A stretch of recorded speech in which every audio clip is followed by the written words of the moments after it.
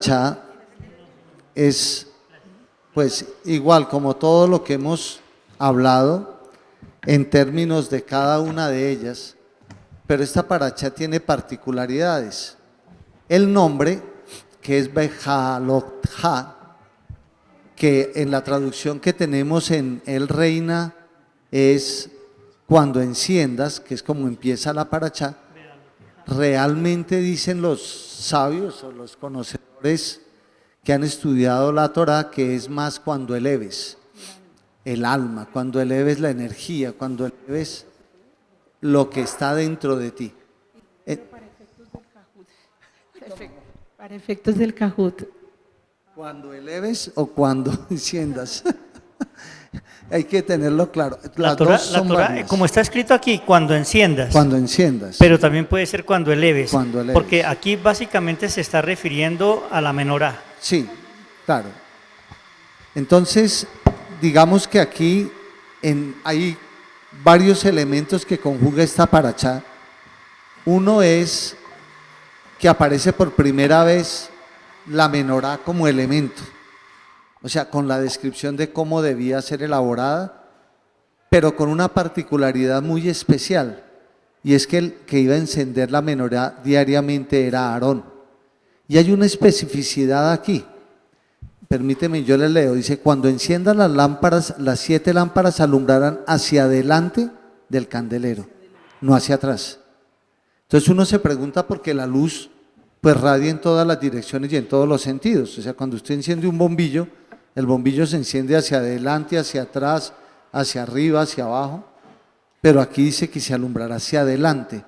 Y eso tiene un contexto muy interesante en cuanto a la energía. Cuando uno eleva su luz, siempre proyecta hacia lo que está por venir y no hacia lo que ya pasó. Pero hay otro elemento aquí muy interesante, y es que la manera como estaba estructurado el tabernáculo en el desierto, el Mizcán, y la ubicación de las tribus, que era una pregunta que teníamos en la ocasión anterior de las tribus estaban organizadas con la ingreso al tabernáculo hacia el oriente, porque la luz del sol siempre alumbraba por el oriente hacia adentro, no hacia atrás.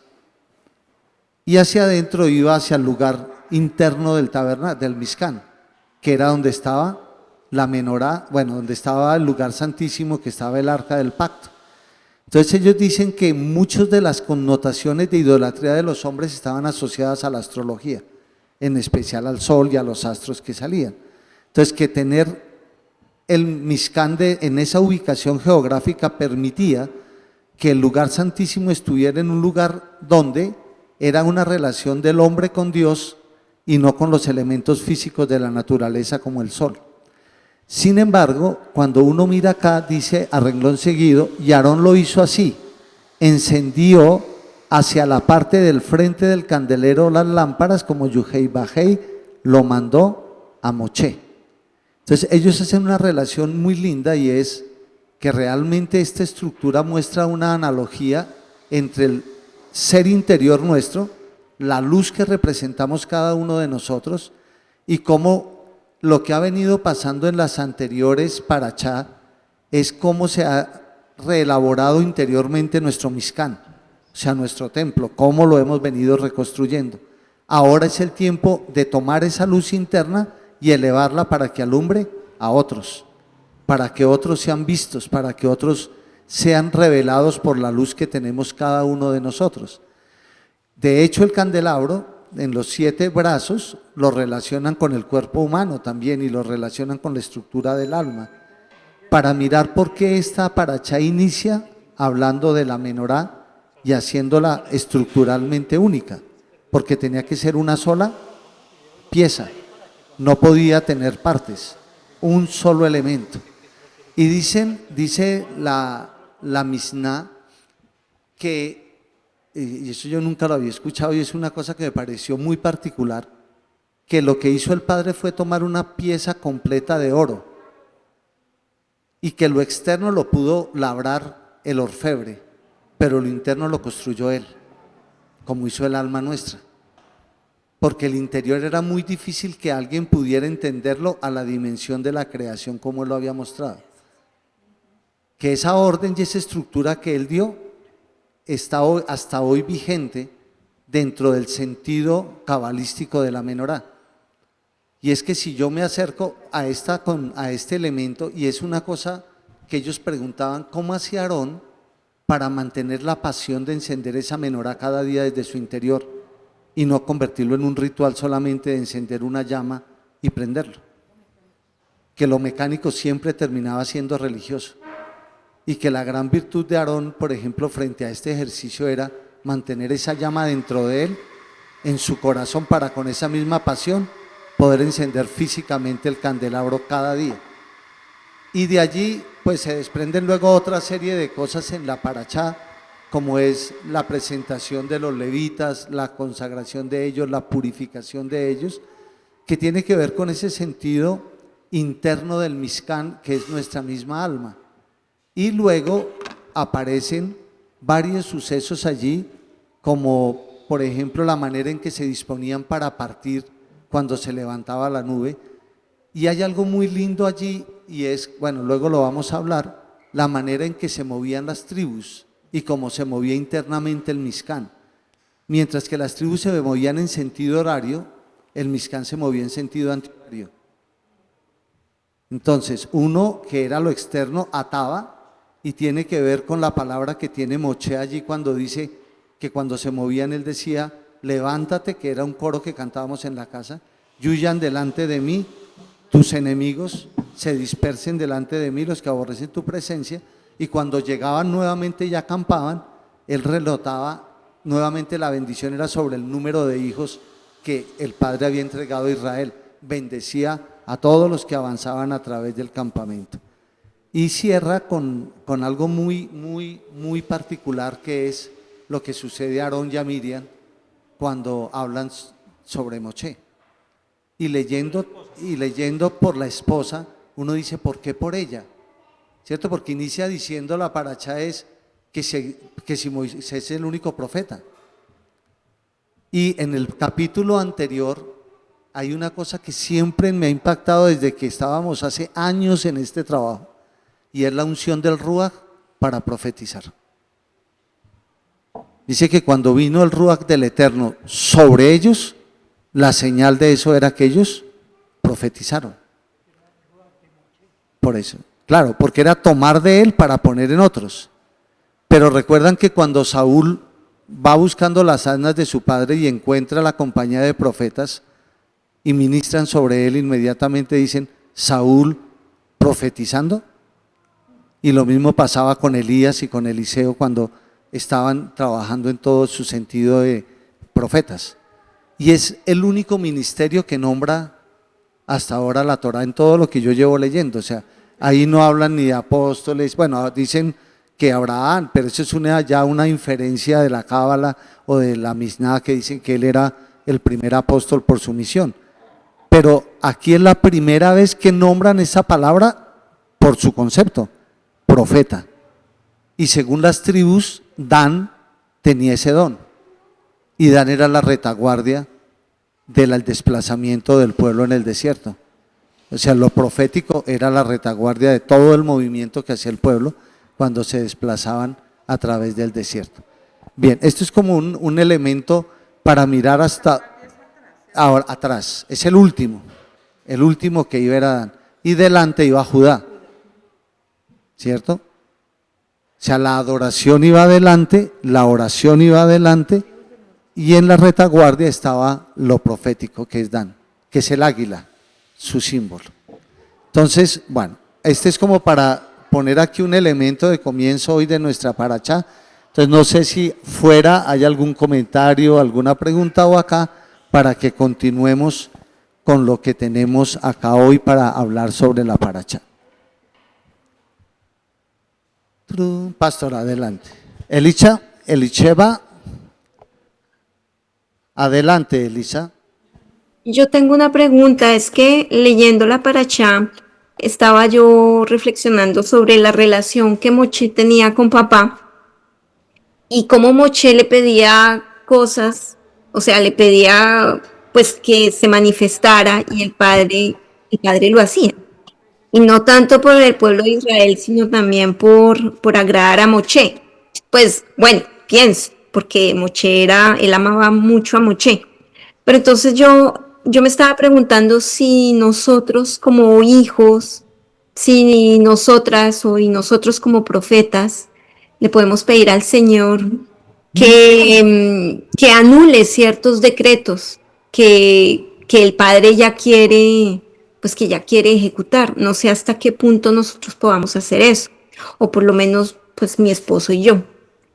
Eso me ha interpelado mucho porque pues obviamente nosotros no somos como Moche, pero ¿qué se necesita para llegar allá?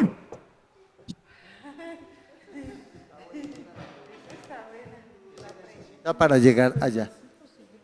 Yo lo que percibo en esta paracha, como en todo lo que hemos trabajado, es que la relación que uno establece con el Padre tiene unos niveles de vínculo, o sea, ¿qué es lo que hemos venido construyendo cada uno de nosotros con Él? ¿Qué hace Moche?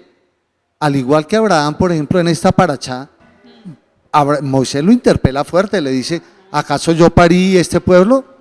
O sea, ¿por qué me pone a mí este problema, esta carga? Yo no soy el que tengo, yo no tengo la responsabilidad por todos ellos. ¿Cierto? Claro, entonces es una relación muy profunda, muy cercana, muy real. Porque es que miren, por ejemplo, yo siempre lo asocio con un amigo, ¿cierto? Cuando uno tiene una relación con un amigo, uno al amigo le puede decir cosas que son fuertes, ¿cierto? Y el amigo nunca va a reaccionar con violencia ni con molestia, sino al contrario, puede reaccionar diciendo, vea que esta charla que tenemos los dos es muy importante para mí por tal cosa. El padre le responde a Moche de una manera mucho más tranquila que la vehemencia que utiliza Moisés, al menos en la palabra que estamos leyendo. Le dice, ¿de dónde voy a sacar yo, cierto? Carne para todo, ¿cuántos novillos tengo que sacrificar? ¿Cuántos corderos? ¿De dónde voy a sacar los peces? Y el Señor le da claro, y el Señor le da una palabra tan bonita, dice, ¿acaso se ha cortado mi mano? Entonces yo decía, ¿pero por qué esa frase tan bonita? Acortarse la mano, o sea, extenderla, ¿cierto? Ir por lo que ustedes no pueden hacer, porque la mano normalmente lo que me permite a mí es operar, accionar, ¿cierto? Mis manos me permiten eso, tocar, palpar, extender, y las manos de Moisés habían sido utilizadas para muchas cosas a través de toda la trayectoria desde Egipto. Entonces lo que le está diciendo el Padre es, acuérdate cuando extendiste la mano en el Mar Rojo, acuérdate cuando extendiste la vara en Egipto, acuérdate de eso. ¿Acaso se ha mi mano contraído? ¿Qué hace Moisés en medio del diálogo? Al final Moisés entiende que el Padre le está hablando de que él lo va a hacer, de que él lo va a realizar, que no es Moisés el que tiene esa acción que ejecutar en ese momento. Entonces, ¿qué pasa ahí, Eli? O sea, ¿qué entiendo yo, qué entendemos en ese término? Que uno sí puede tener esa relación con el Padre para pedir ese tipo de cosas, para hablar con Él de una manera clara y concreta, porque lo que yo he visto en mi vida, por ejemplo, es que yo utilizaba muchos adornos para hablar con el Padre, sobre todo palabras que a mí me parecían que eran, amado, mi Señor, por favor, te ruego, pero nunca tenía una conversación de un orden personal con Él. Nunca hablaba así como lo hace Abraham, como lo hace Moisés. Entonces yo sí creo que uno puede con Él hablar, más que pedir, lo que está haciendo Moisés es una conversación honesta, sincera y profunda, diciéndole, yo me siento así, mire el problema que tengo encima, y el Padre le dice, le da dos soluciones, primero que Él va a actuar, y segundo que reúna 70 personas para que vengan y les ayuden y contribuyan en ese proceso. También Moisés había ganado méritos para hacer eso. Claro, es que Moisés había ganado méritos para poder pedir. Eso no es a cualquier profeta y a cualquiera que llegó. No, yo pienso que uno también debe hacer un trabajo muy profundo, personal, y tener una relación muy bonita con el Padre, muy cercana, muy sincera y muy honesta. Y tener ese grado de bondad, de gesed y de humildad que tenía Moshe. Porque él mismo lo dijo, no solamente face to face con Moshe, Con los demás yo les puedo revelar en sueños, les puedo revelar en visiones, pero cara a cara con él, porque él tenía ya o ya había hecho su curso para merecerlo. Ese es un ejercicio, no, es lo que yo considero y digo que es en ese nivel de honestidad y de comunión con el Padre donde yo puedo pedir ese tipo de cosas, ¿cierto? Porque es una relación y se da porque es que el Padre es claro, o sea, el Señor no está pidiéndonos otra cosa que no sea lo que somos. Entonces, yo sí pienso que es posible, Eli, como profeta, como apóstol, pero fíjate que aquí es mucho más de él, de Moisés con el Padre, de lo que él representa, de lo que él construye.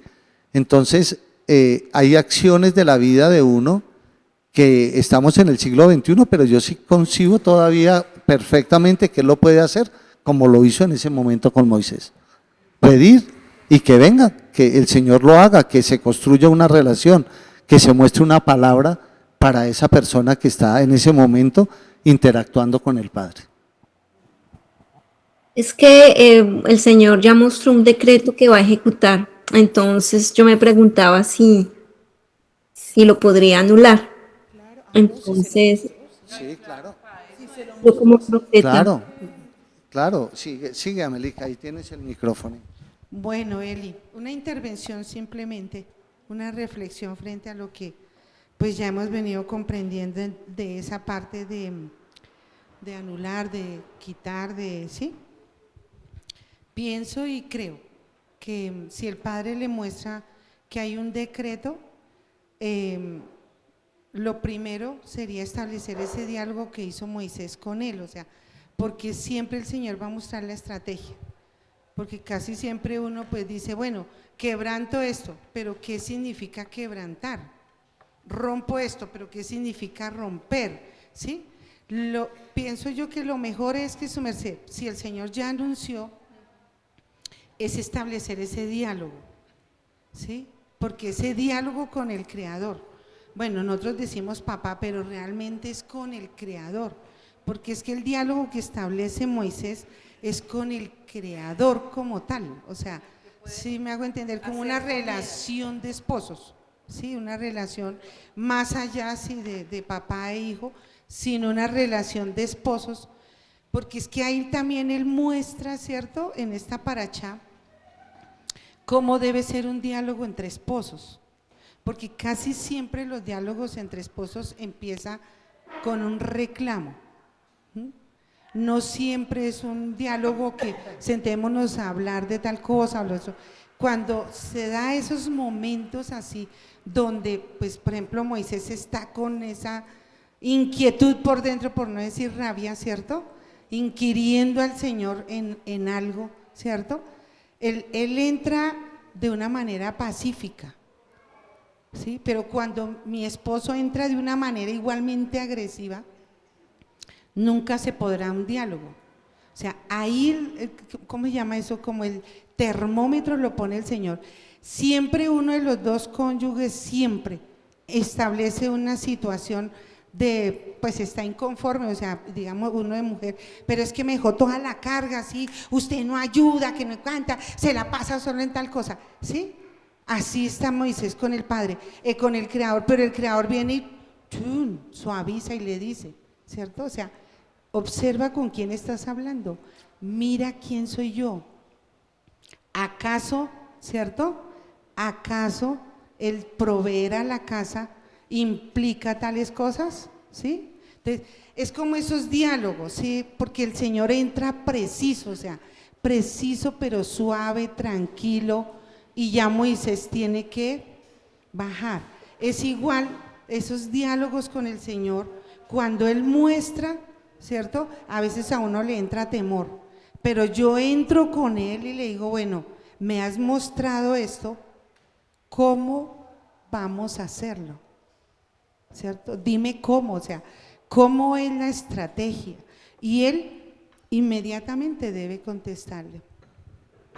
¿Cómo es? O sea, Él le dice a uno, mira, vea al tal versículo, o mira, vamos a hacerlo de esta y esta manera, pero siempre le va a mostrar a uno el camino, Eli. y su merced puede hacerlo. Uno, porque pues es profeta, y el profeta dice la Cábala y dice el Zohar, que es la conexión más directa que se tiene con el Creador. O sea, hay una conexión mucho más directa con el Creador, entonces Él le puede revelar, Eli, para que su merced pueda hacerlo. Y como tiene la cobertura de su esposo, puede hacerlo de manera precisa. Porque es que una vez es sí, listo, entonces yo rompo, yo quebranto, yo quito. No, porque depende. Quebrantar es una cosa, romper es otra, quitar es otra, remover es otra. Son palabras completamente diferentes, pero que uno tiene que aprenderlas a distinguir en el discernimiento que le da el Padre en ese momento, y más a ese nivel que le está mostrando un decreto que ya se ha establecido. Es solamente una reflexión frente a lo que he ido entendiendo, Eli.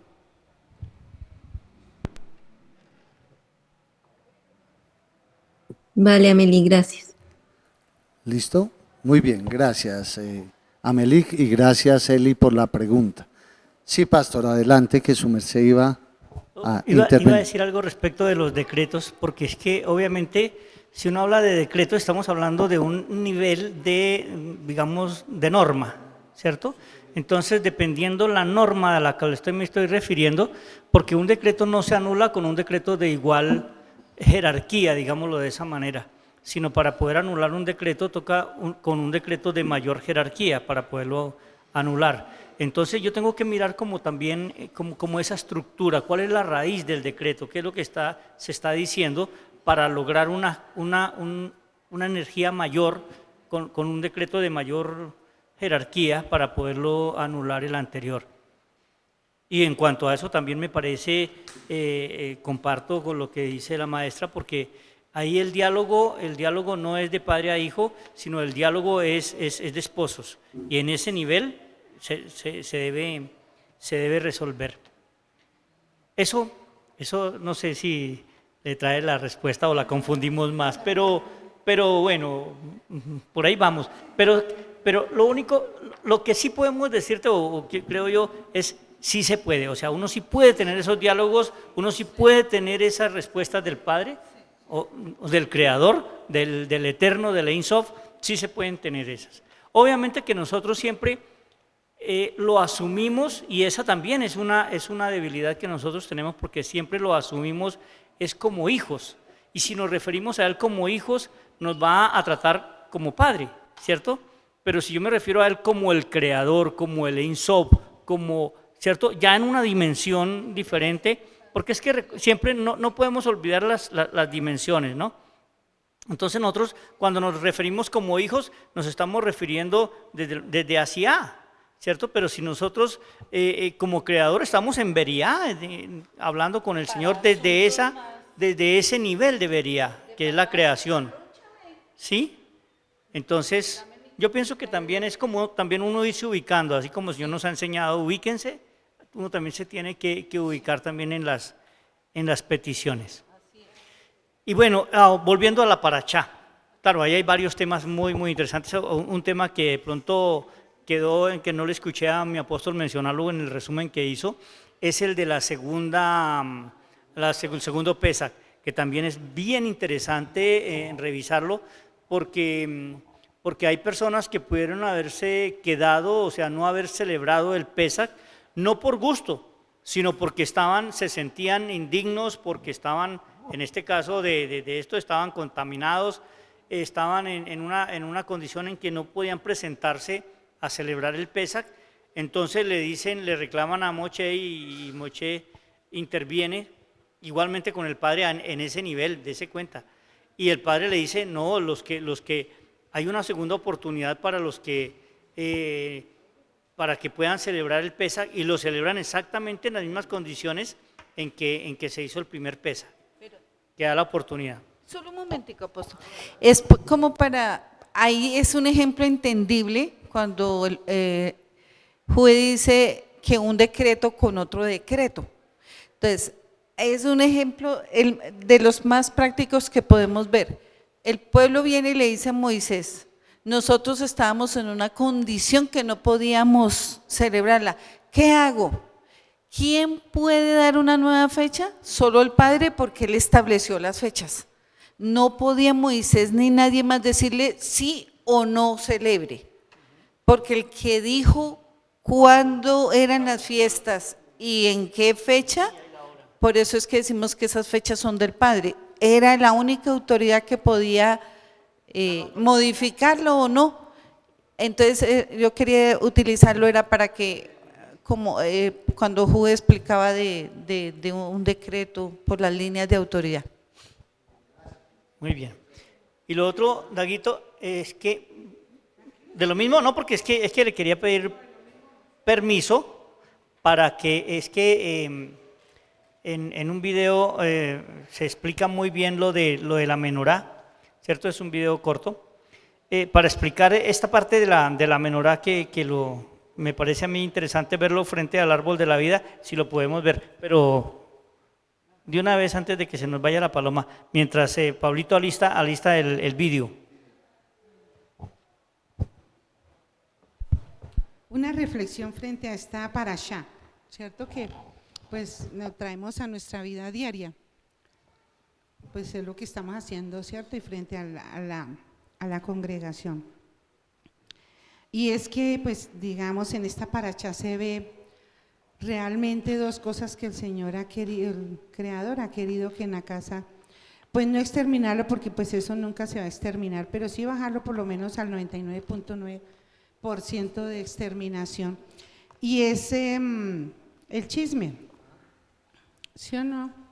O sea, y el hablar mal del otro, y sobre todo del hermano, porque pues Aarón, más como dice el apóstol que estuvo investigando, tenía que tener una pasión dentro de sí para mantener la menorá, y en él surge el ser atrevido con su hermano en palabra, ¿cierto? Y lo mismo Miriam, que el Señor le da el cántico después de pasar el mar rojo, uno dice, uy, por dentro, ¿cierto? O sea, se supone que son dos seres que han logrado dentro de sí un cambio bastante alto y de comprender su liderazgo y de comprender lo que son, llegan a esa situación. Pues imagínense nosotros, ¿sí o no, apóstol? Entonces en esta parashá nos recuerda eso, o sea, nos recuerda que tengamos control cuando nos referimos al hermano. Eso es algo que debemos trabajarlo todos los días, no podemos ser tan fáciles de ¡pum!, de una vez, ¿cierto? El hermano, por ejemplo, trae pues a la chica y de una vez ya ellos hablan mal. Y lo otro que también sale ahí, ¿cierto, apóstol, a relucir, son esas dos personas que se quedan en el campamento. O sea, siempre vamos a tener quien se esconde dentro de la congregación.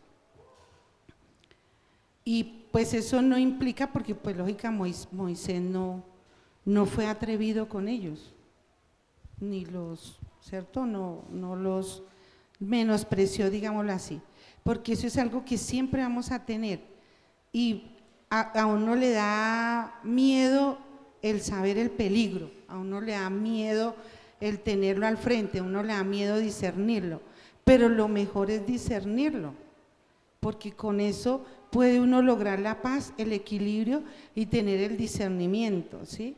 El miedo acobarda, pero sobre todo, ¿qué hace el miedo?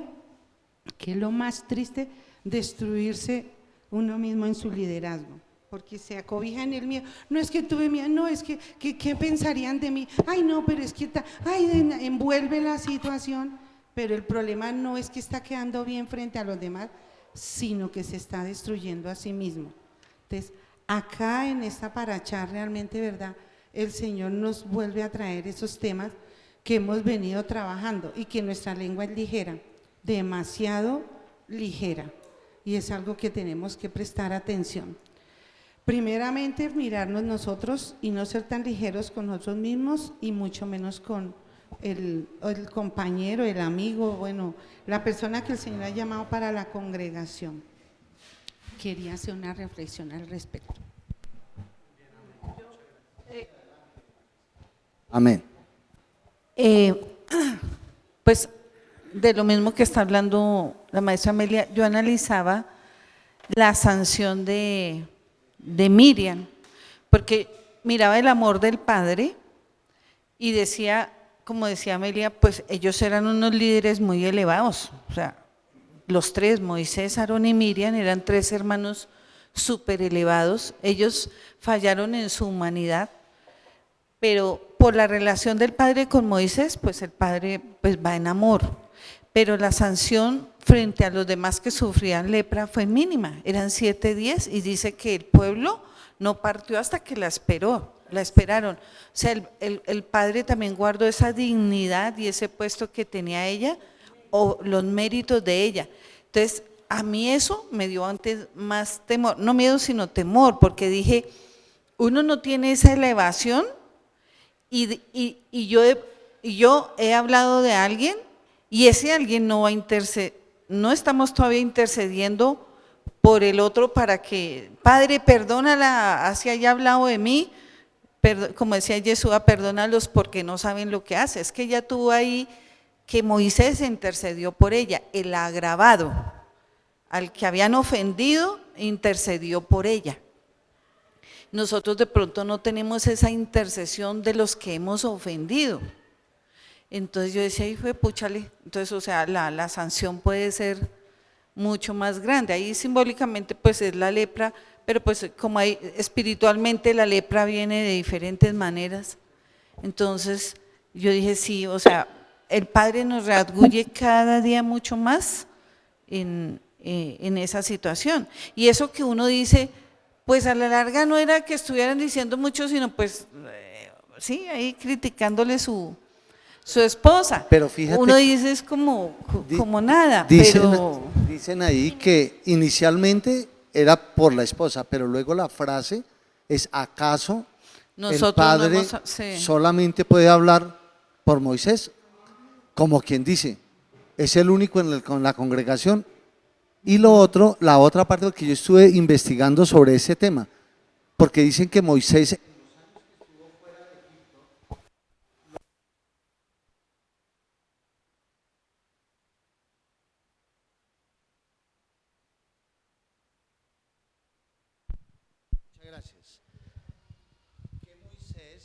tuvo otro matrimonio.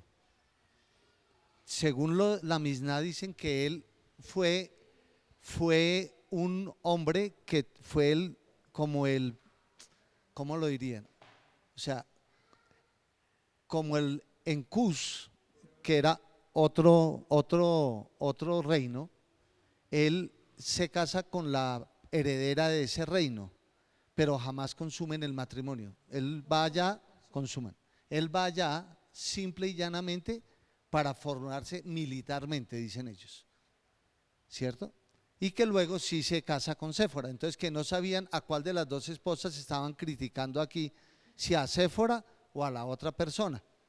Pero que realmente la molestia del padre con Moisés está por el tema profético, ¿sí? Porque realmente lo que aparece en el corazón de ellos es envidia, o sea, ¿por qué tiene que ser él? O sea, ¿por qué siempre el padre tiene que referirse a él? Y entonces yo pensaba siempre en eso, porque hay muchas molestias que se dan en el corazón de uno cuando el padre exalta a otra persona reiteradamente, para conectarlo con lo que decía Melita. O sea, muchas veces el padre dice, y este hombre tiene, y esta mujer tiene. Entonces uno dice, pero ¿por qué siempre el padre tiene que referirse a la persona y exaltarla, y exaltarla? Dicen que eso fue lo que molestó el corazón del Eterno. Que ¿por qué no la lepra sobre Aarón? Sí, porque fueron los dos. Entonces dicen que él como sumo sacerdote no podía tener esa condición de leproso, porque luego no podría él tener esa dignidad y esa representación del Padre en medio del pueblo. Entonces, ¿quién asumió la culpa o quién tuvo que asumir la circunstancia? Miriam, ¿sí? Pero es muy interesante ese momento y esto que estamos reflexionando hoy. ¿Por qué? Porque uno normalmente puede hablar de otro, pero uno no alcanza a entender la dimensión de la energía que está generando, tanto en contra de como la que viene sobre uno. En ese momento era lepra, pero para uno pueden ser muchas circunstancias que se generan sobre la misma vida de uno. ¿Por qué? Por lo que hablábamos y preguntaba Elizabeth hoy. uno no sabe y todavía no ha logrado llegar a ese nivel de equilibrio en el árbol de la vida para entender dónde están mis clipó y cómo todavía yo tengo áreas abiertas donde no hay luz, sino hay oscuridad. Entonces yo puedo alimentar más eso que alimentar la luz que yo puedo emitir desde lo que soy. Y eso, por ejemplo, es un tema muy lindo en esta paracha. Es qué luz yo puedo dar, qué luz yo le puedo dar al otro, qué luz puedo llevar en mi hogar, qué luz puedo llevar. O sea, ya el Señor sale de mí y ahora lo pone en función de mi relación también con otros. Sí, Mameli. Sí, y también de ahí, de ese suceso de la lepra, surge la oración que pues la cábala y todo, digamos, la cultura hebrea utiliza para cuando quieren un milagro en la enfermedad. Es una oración muy corta, pero que surge efecto, o sea, surge efecto más que la medicina, porque lógicamente él lo hizo desde su corazón, o sea, sí, Moisés, es que los méritos que reunió Moisés son extraordinarios, lo mismo que Aarón, a pesar de que él compartió con su hermana, los méritos, porque pues ellos dicen que cuando el Señor interviene sobre mi vida, que yo permito ese punto de la mala energía, él va de acuerdo a mis méritos, porque los tiene todos anotados, va de acuerdo a eso. Y Aarón tenía muchísimos méritos, o sea, porque es que es un hombre que logró equilibrar su temperamento, es un hombre que logró equilibrar ¿cómo es que dicen ellos? Sus dos energías, porque se inclinaba, o sea, su manera de ser siempre se inclinaba más a enfurecerse, más a hacerse de esa manera así de mal genio, digámoslo para nosotros, pero él logró equilibrar ello. Y sí, sobre todo ser muy transparente.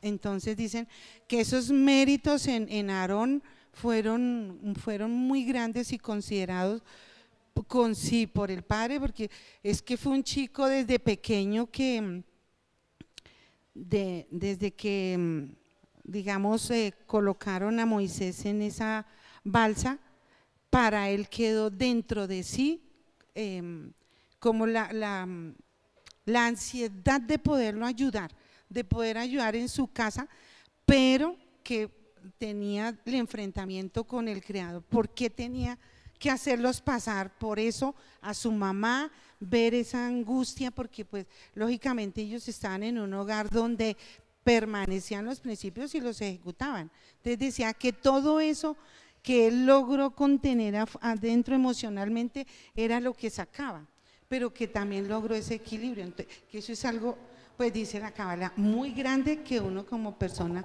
lo puede hacer. El síndrome del hijo mayor.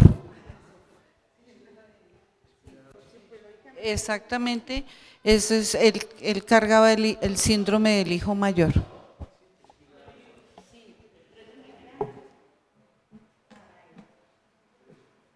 Veamos el video.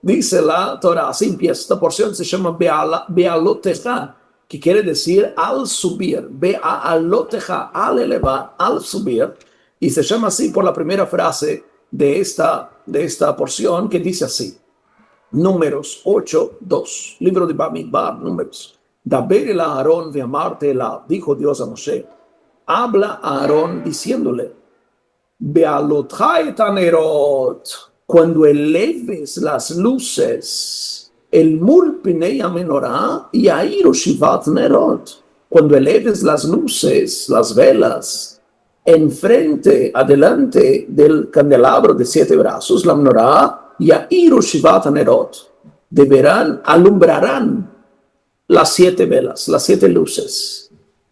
Hay secretos acá, hay que estudiarlo. Vayas que en Aarón, y así hizo Aarón como Dios ordenó y encendió las velas. Entonces la Torah empieza y luego empieza hablando de la menorá, cómo debería ser la menorá. En el versículo 4 dice, Veze maase menorá, Y esta es la obra de la menorá, que decía así, es como debe ser hecha la menorá. Mikshe Zahav tiene que ser labrada en oro, en una sola pieza de oro, desde su base hasta su flor. Toda la menorá, conforme la visión que Dios mostró a Moshe, así hizo la menorá. Quiere decir que el diseño de la menorá, que es así, este diseño es un diseño que fue mostrado por Dios. Dios, o sea, no se explicó, se mostró exactamente cómo tendría que ser la menorá con cada detalle.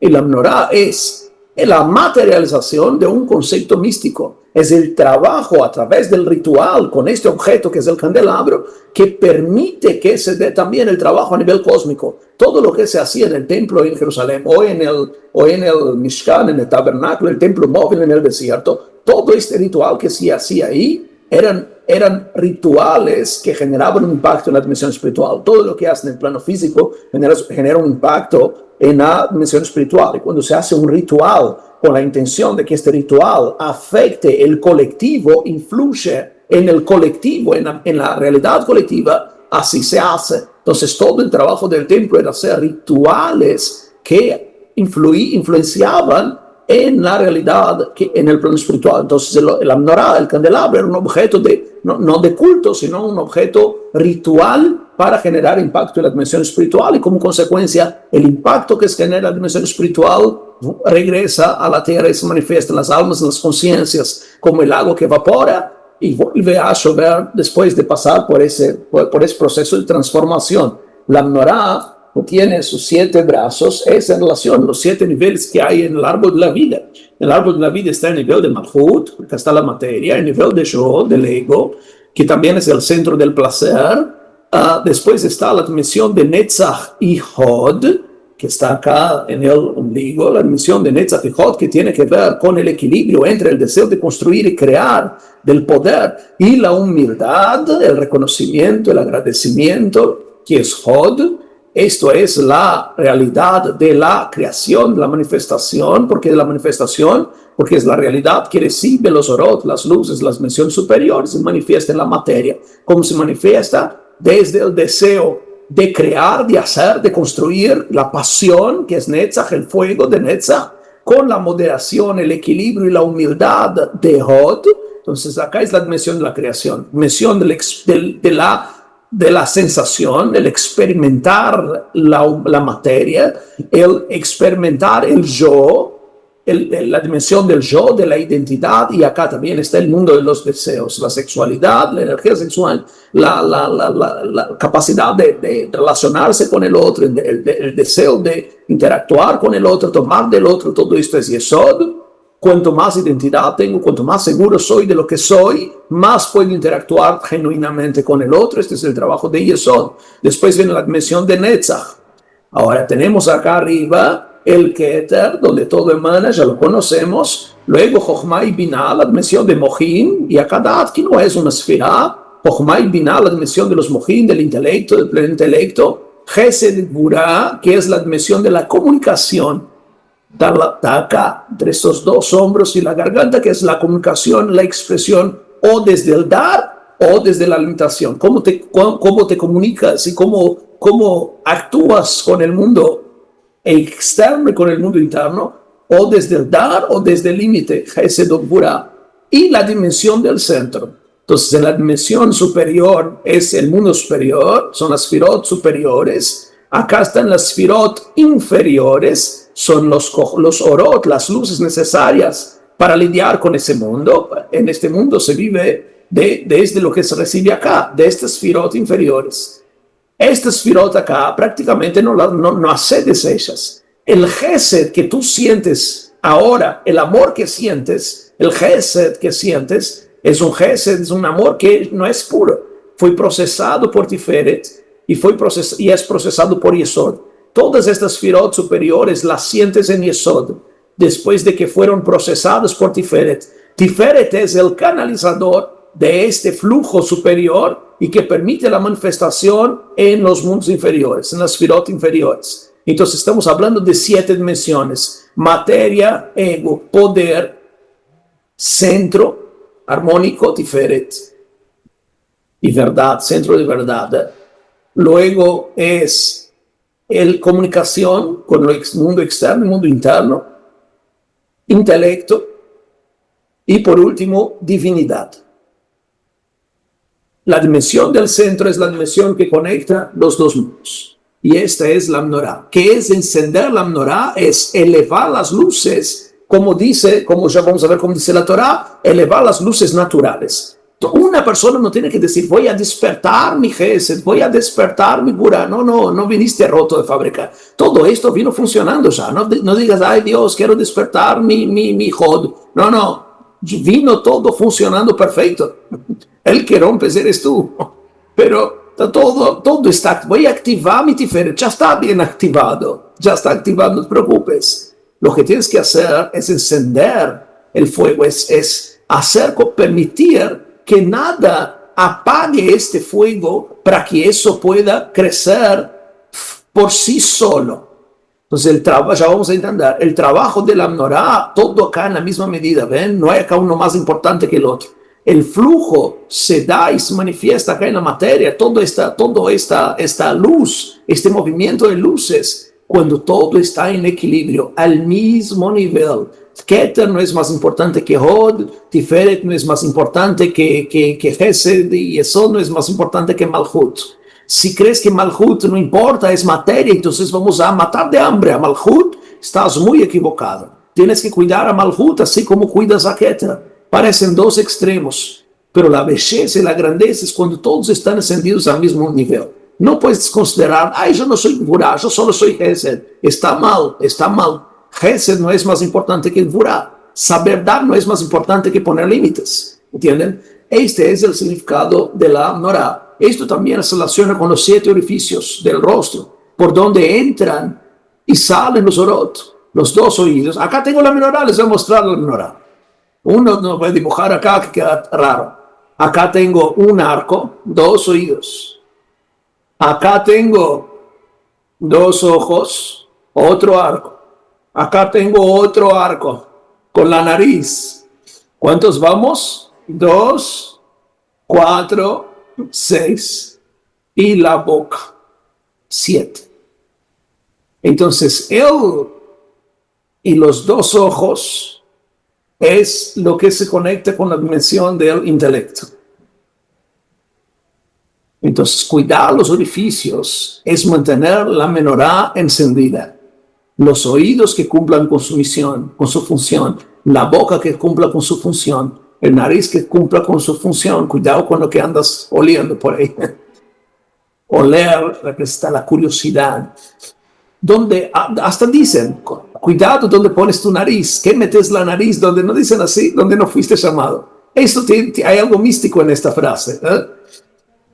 ¿Hacia dónde vas? ¿Dónde metes la nariz? Y los ojos, la visión, el entendimiento. Muy bien, gracias por compartir la imagen. Julissa, ahí ven la imagen del Cohen encendiendo la menorá. Lo acaban de compartir. Entonces dice así la Torá. Voy a leer como dice el Rashi. El Rashi dice así. El Rashi Rabbi Shlomo ben Yitzhak, principal comentarista del nivel de Pshat, de lo literal, para entender acá la base de la enseñanza del texto. Dice el Rashi así, Be'alotcha, elevar las luces. Primero dice, ¿por qué? Lama espeja parashat ha-menorá le parashat ha-Nezi'im. ¿Por qué esta porción que habla de la elevación de las velas está pegada con la parte de la Torah que habla de la donación de los príncipes? El fin de Nassó, de la porción pasada, habla de la donación. Cada príncipe de Israel, los 12 príncipes, hicieron donaciones para el tabernáculo. Y ahí dice así, a ver cómo dice el Rashi, Lefi, esto es tan hermoso, Lefi dice que será Aarón, Hanukat Nezi'im. Cuando vio a Aarón era el señor del tabernáculo, era el papá del tabernáculo, esto era su misión de vida, eso era su pasión. Cuando él vio la inauguración que venían los grandes donantes, los príncipes, y daban sus bandejas de oro, de piedras, ¿qué pasó con Aarón? Halshada ato, él quedó triste, se debilitó su da'at. Él dijo, como que este es mi templo, y como yo me siento muy chiquito, acá vienen estos donantes, estos príncipes, donan toda su riqueza acá, y yo, ¿qué lugar tengo acá? ¿Qué soy yo? ¿Entiendes? Halshada ato, su da'at quedó débil, Shelo Aya Imaem Hanukkah, que no era parte de la inauguración, de los honores, de todo lo que estaba pasando ahí. Amalo a Kadosh Baruch Hu, dijo Dios a él, Hayecha, mira tu vida, Shelcha Gdolam Shelahem, el tuyo es más grande que el de ellos, Shata Madlik Umeiti Betanerot, porque tú enciendes y haces bien a las velas. Ata Madlik Umeiti, Madlik es encender, Meiti de Tov, hacer bien. Tú enciendes las velas y haces bien a ellas. Son dos cosas que quieren decir eso. Entonces, Aarón quedó un poquito celoso. Toda la inauguración, el show, la media, todos ahí, Fox News, CNN, todos ahí filmando los príncipes, donando los diamantes, las joyas. Y Aarón ahí, entonces Hashem lo vio, que él estaba ahí calladito. Aarón Ejod, es la humildad, pero le dolió un poquito. Entonces dijo Dios, Aarón querido, después que termine el show, que esta gente se vaya, ¿quién es el que va a hacer el mantenimiento diario de eso acá? Eres tú. Obvio que tu trabajo es mucho más honrado que el trabajo de ellos. Para mí tu trabajo es indispensable. Es el alma, es tu trabajo acá. El honor y lo que hacen ellos, esto es momentáneo, esto es necesario, los donantes son necesarios también. Pero lo tuyo es el alma, porque tú enciendes y haces bien a las velas. Una cosa es encender la vela, y después el otro es hacer bien la vela, quiere decir cuidar, como dice acá, que la llama crezca por sí sola. Poner la mano así y cuidar la vela para que el fuego sea un fuego lindo. Aarón cuidaba de la pureza del aceite, limpiaba para que el fuego, una cosa es que haya fuego, otra cosa es que sea un fuego lindo. Entonces el trabajo de encender, pero principalmente cuidar de la naturaleza del fuego. Aarón acá, ¿qué es? Hod. Aarón representa dos cosas acá. Uno, la esfera de Hod, que es lo que mantiene las llamas encendidas, lindas, uniformes y lindas. A ver si puedo dibujar sin ver. ¿Qué es lo que mantiene las llamas encendidas y limpias? Hod. Acá. Esto menciona acá, son los orot, las luces de Hod. Hod es la humildad, la gratitud, el agradecimiento. El vivir, acá digo algo que ya lo saben, el vivir con una conciencia de agradecimiento. El vivir con una conciencia de sorprenderse, de embellecerse, de la vida, de sorprenderse. Esto es Hod y algo Netzach. Pero Hod, el trabajo del Aarón, es la gratitud. Cuando estás todo el tiempo viendo con ojos de agradecimiento, con ojos de gratitud, estás limpio.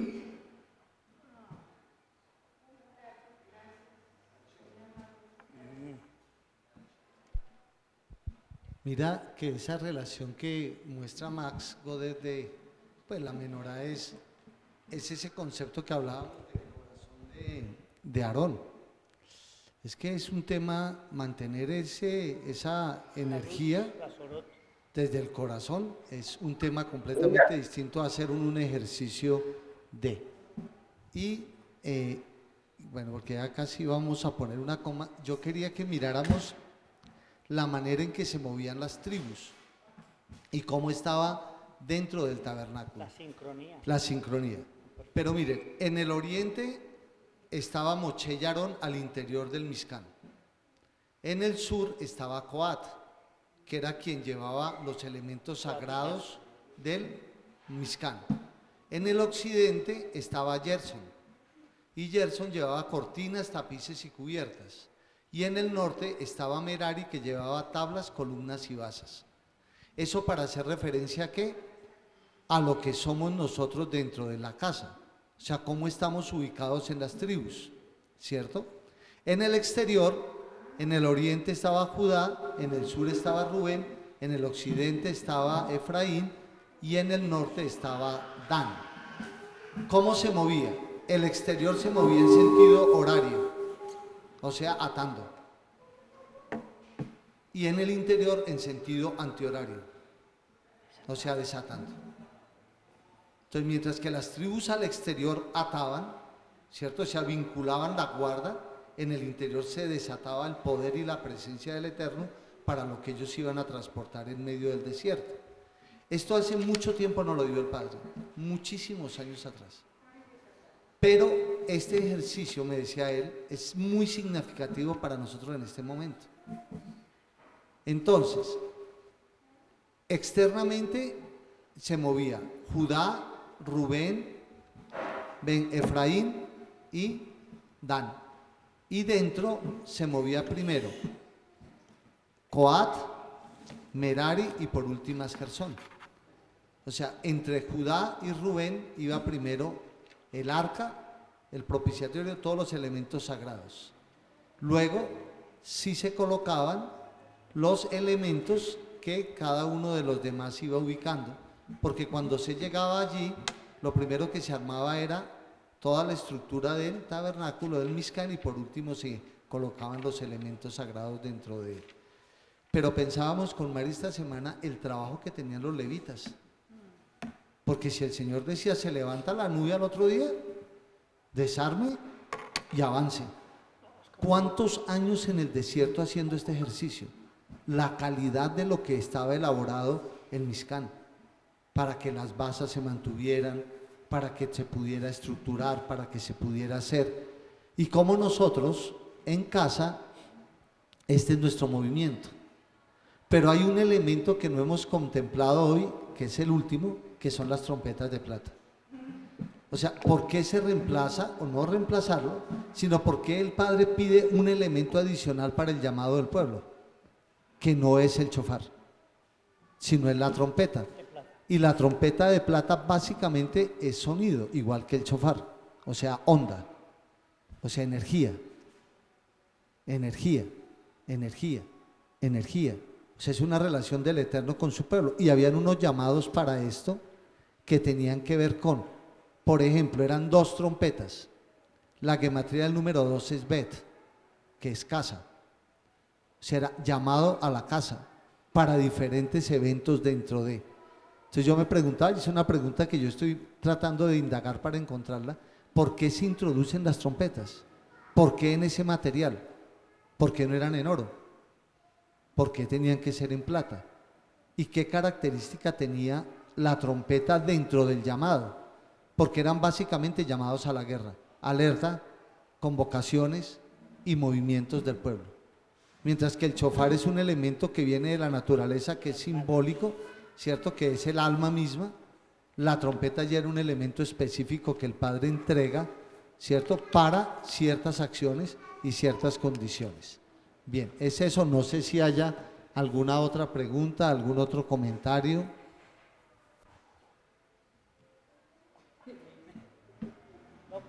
¿No? Entonces vamos a colocar una coma.